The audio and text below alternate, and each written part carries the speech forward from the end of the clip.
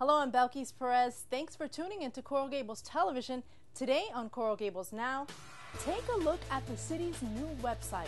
We'll show you more of the new design and how it's now easier to use. The Chamber of Commerce rounds up realtors for a show and tell session. Plus, we'll show you why your next visit to the city's Building and Zoning Department won't take all day. And grab those underwater cameras. That's all you'll need to enter a University of Miami contest where marine life are the models. Those stories and much more. Coral Gables Now starts right now.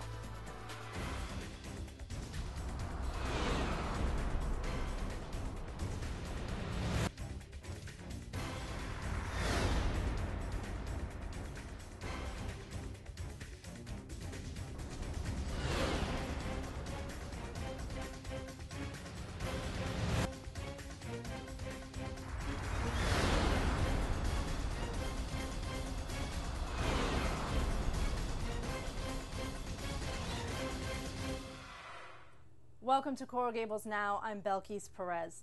We've got some good news to report. The city has unveiled a new and improved website that was specifically designed with the user in mind.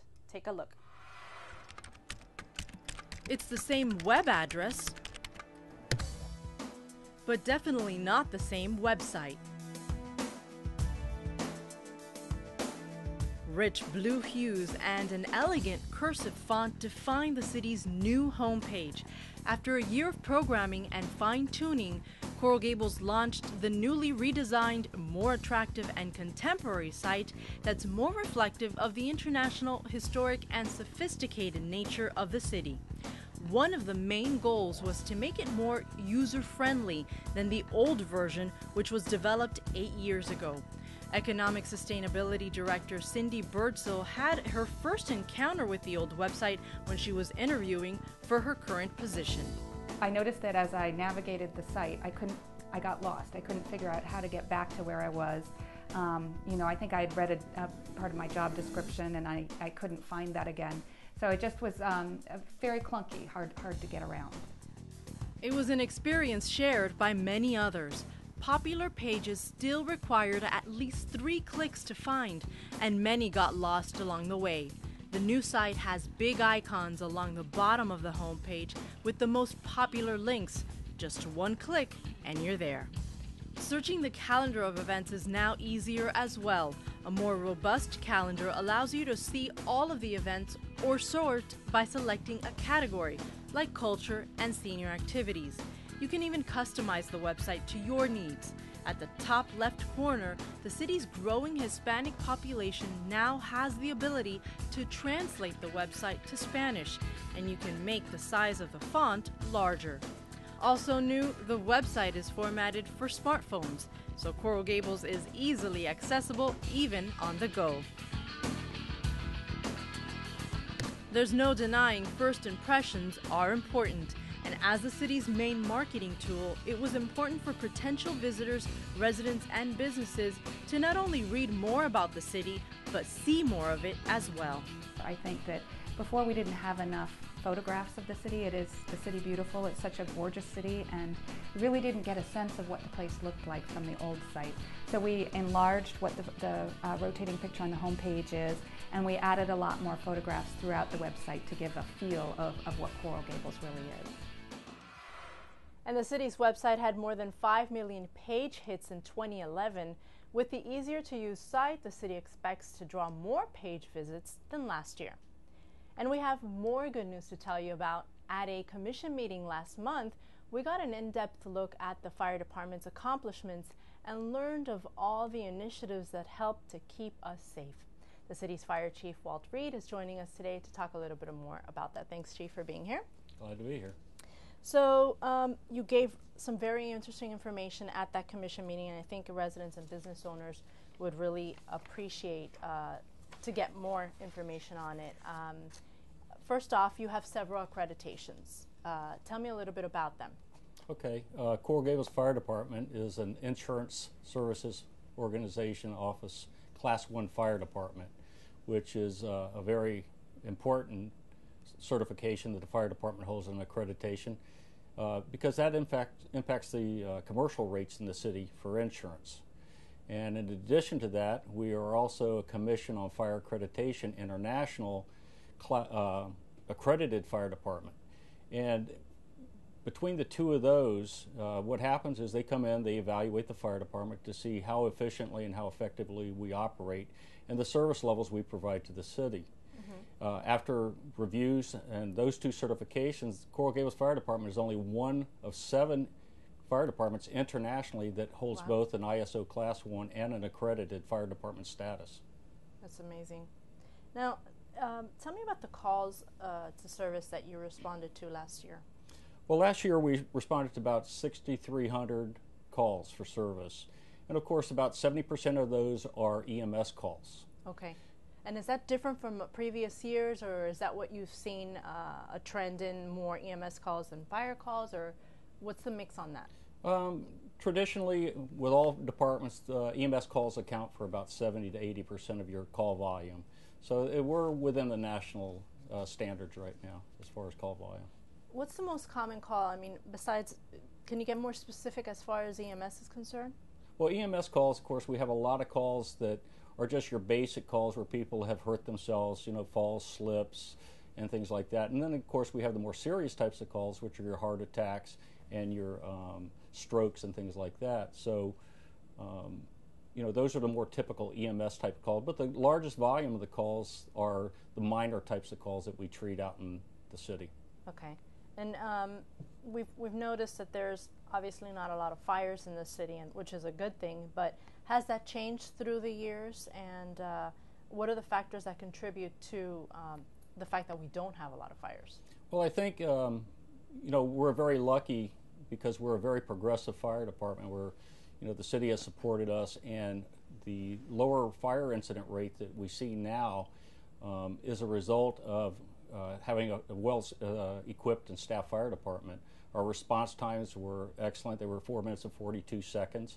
So we attribute the keeping the fire rate down because we're able to get to the scene a lot quicker. And then the other thing is we do a lot of fire inspections right now, and we try to identify problem areas and have them corrected so they don't become a fire hazard in the future. Well, and that leads me to the next question.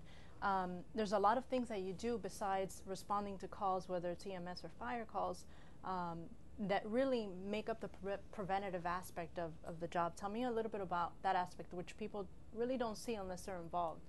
Well, a lot of the different services, we consider ourselves sort of an all-inclusive type of department. We respond to almost any type of call for service. In fact, when people have an emergency, first people they call is the fire department because we sort of respond and we'll figure a way to get it done or put them in touch with the right people.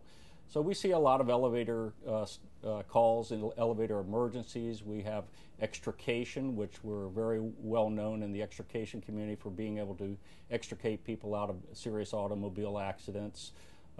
We have a lot of different types of marine calls that we go to, and just the basic everyday types of calls that we get called out to.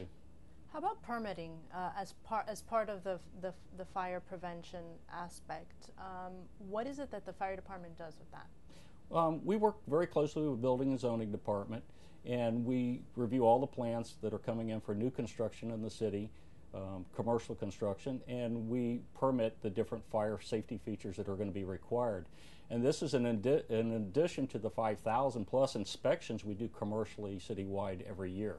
So you inspect the plans of businesses that are coming in, or residential, I'm assuming it's just businesses coming in. And aside from that, you inspect businesses that are currently, just to see if they're in compliance with fire standards? How does... Yeah, we do what we call fire and life safety inspections on every occupancy that's a business in the city.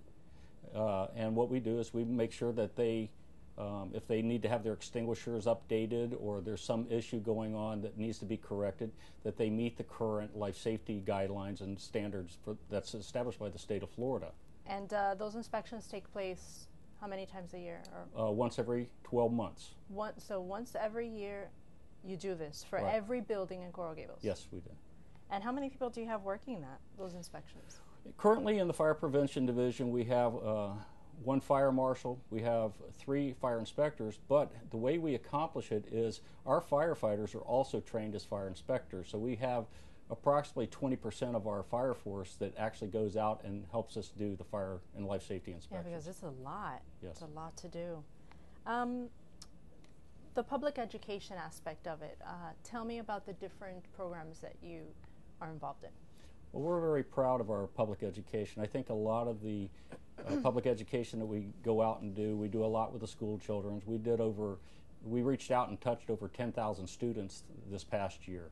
But in addition to that, we do a lot of training for the elderly. We provide free CPR and AED training to the residents. And last year, when we did the CPR training, we reached out and we actually certified 900 people in CPR. Wow. And that was at no cost to any resident that wants to call us and set up it. We do it once a month in a convenient location in the city, and we invite people to come in. So we're very proud of that.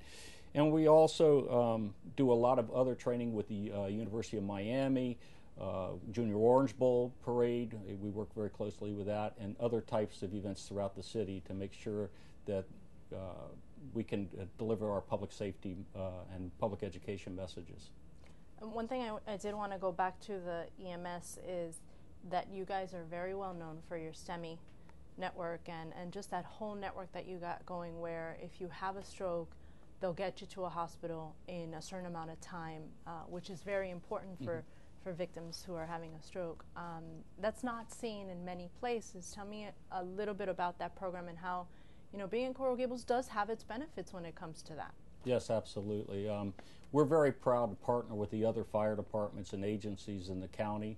We work very closely with them through the Fire Officers Association of Miami-Dade, and we have an EMS committee, and our captain is the chair of the committee. And the different things that we work on are the STEMI network, the Stroke Coalition, and things like that. So we're always constantly trying to improve our service delivery. And also what we're looking at is we want to make sure that if you call us, you have a better chance of surviving a serious heart attack, or that you don't have the serious consequences of a lingering stroke. We want to make sure that we can get you there in time, treat you appropriately, and then get you in and get you out as quickly as we can. And finally, do you have any new additions you want to tell us about? Yeah, we're very proud of a recent delivery. We had a brand new rescue that showed up. And the rescue replaced a 1992 rescue, so our fleet is getting newer. And just this month in February, we took possession of a new fire truck, and that's going to replace a 1988 engine that was long overdue to be taken out of service. So we have 2 new apparatus that are going to be there to service the residents of our community. Thank you, Chief. Great information. And it's really nice to know that we've got such a great fire department here to serve and help us. Thank you very much. And for more information on CPR training or any of the other department's community outreach programs, you can always call 305-460-5576. And we have a lot more to come on Coral Gables Now. Next, the city's Chamber of Commerce rounds up realtors for a show and tell. Plus, are you stressed out at work and need to relax? Did you know there are some yoga moves you can perform right in your office? We'll show you how to unwind on site. And you won't need to take a yoga class after visiting the Building and Zoning Department. We'll show you a new system that takes the stress out of pulling permits. You're watching Coral Gables Now.